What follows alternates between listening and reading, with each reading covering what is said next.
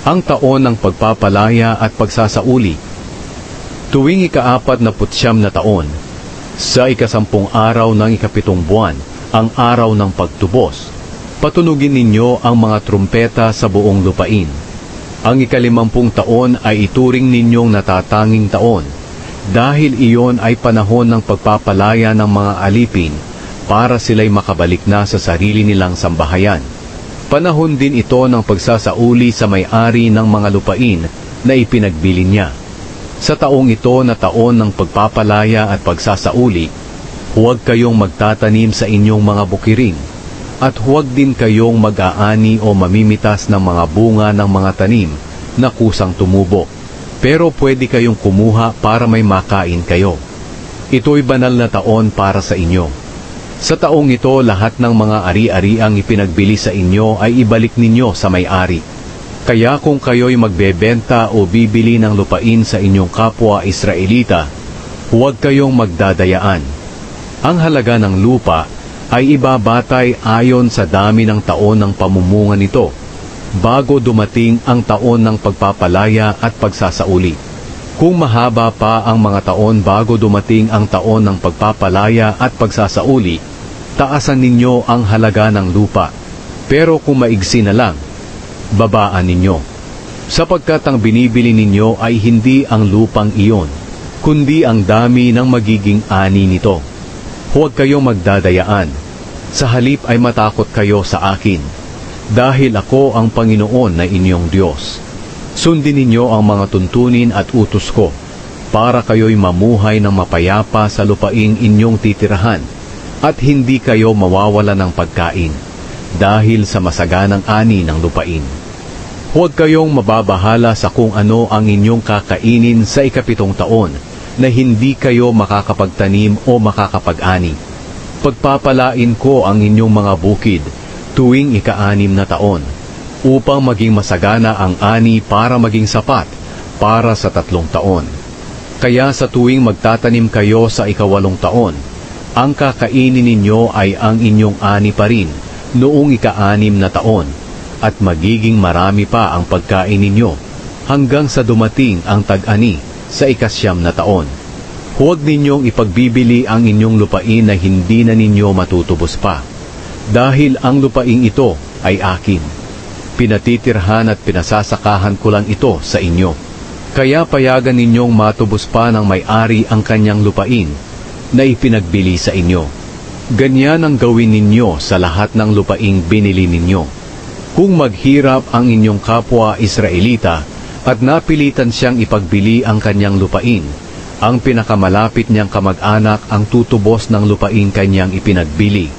Pero kung wala siyang kamag-anak na tutubos nito para sa kanya, maaari pa rin niya itong tubusin kapag kaya na niya. Kapag nangyari ito, babayaran niya ang bumili ng kanyang lupain ng halagang ayon sa maaani sa lupain hanggang sa dumating ang taon ng pagpapalaya at pagsasauli, at saka pa lang niya maaaring bawiin ang kanyang lupain. Pero kung kulang ang perang pantubos niya, mananatili ang lupain sa bumili hanggang sa dumating ang taon ng pagpapalaya at pagsasauli. At sa taong iyon, ibabalik na sa kanya ang lupain niya ng walang bayad. Kung may taong magbenta ng kanyang bahay na nasa napapadirang lungsod, maaari pa rin niya itong tubusin sa loob ng 1 taon pagkatapos niyang ipagbili. Pero kung hindi niya ito matubos sa loob ng 1 taon, ang bahay na iyon ay lubusan ng magiging pag-aari ng bumili at ng mga angkan nito magpakailanman.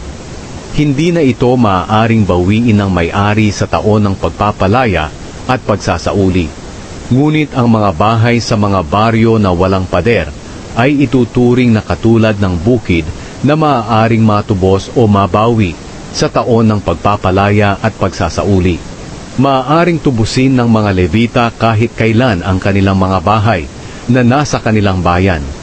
Kung hindi nila iyon matubos, ibabalik iyon sa kanila sa taon ng pagpapalaya at pagsasauli. Sapagkat ang mga bahay sa kanilang bayan ay para sa kanila, dahil bahagi nila ito na ibinigay ng kapwa nila Israelita. Pati ang mga pastulang nasa palibot ng kanilang bayan ay hindi dapat ipagbili, dahil iyon ay pag-aari nila magpakailanman. Kung maghirap ang kapwa ninyo Israelita, at hindi na niya kayang buhayin ang kanyang sarili, tulungan niyo siya katulad ng inyong pagtulong sa isang dayuhan o bisita, para patuloy siyang makapamuhay kasama ninyo. Pahiramin ninyo siya ng pera na walang tubo, at pagbilhan ninyo siya ng pagkain na walang tubo, para patuloy siyang naninirahang kasama ninyo. Gawin ninyo ito para ipakita na may takot kayo sa akin na inyong Diyos. Ako ang Panginoon na inyong Diyos na naglabas sa inyo sa Ehipto, para maibigay ko sa inyo ang lupain ng Kanaan, upang ako'y maging Diyos ninyo. Kung sa labis na kahirapan ng inyong kapwa Israelita, ay napilitang ipagbili ang sarili upang maging alipin, huwag ninyo siyang pagtrabahuhin katulad ng pangkaraniwang alipin. Ituring ninyo siyang isang upahang manggagawa, o isang panauhing nakatira sa inyo. Magtatrabaho siya sa inyo hanggang sa sumapit ang taon ng pagpapalaya at pagsasauli. Sa taong iyon, malaya na siya at ang mga anak niya, at makakabalik na sila sa kanilang mga kamag-anak, at mapapasa kanilang muli ang mga pag-aari ng kanilang mga ninuno. Kayo'y mga alipin ko, kayo'y mga Israelitang inilabas ko sa Ehipto. Kaya huwag ninyong ipagbibili ang inyong sarili para maging alipin. Huwag ninyong pagmamalupitan ang inyong kapwa Israelita na alipin ninyo. Ipakita ninyong kayo'y may takot sa akin na inyong Diyos. Kung gusto ninyong kayo'y may alipin, bumili kayo sa mga bansa sa palibot ninyo. Maaari rin kayong bumili ng mga dayuhang naninirahang kasama ninyo, o ng kanilang mga anak na ipinanganak sa inyong lugar. At ang mga aliping nabili ninyo sa kanila ay magiging pag-aari na ninyo. At maaari nyo silang ipamana sa inyong mga anak, upang maglingkod sa kanila habang sila'y nabubuhay. Pero huwag ninyong pagmalupitan ang inyong kapwa Israelita na alipin ninyo.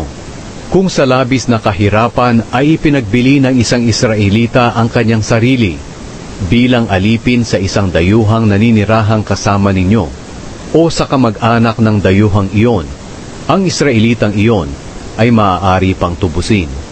Maaari siyang tubusin ng kanyang kapatid, tiyuhin, pinsan, o sinumang malapit niyang kamag-anak. Maaari ring siya mismo ang tumubos ng kanyang sarili, kung kaya na niya.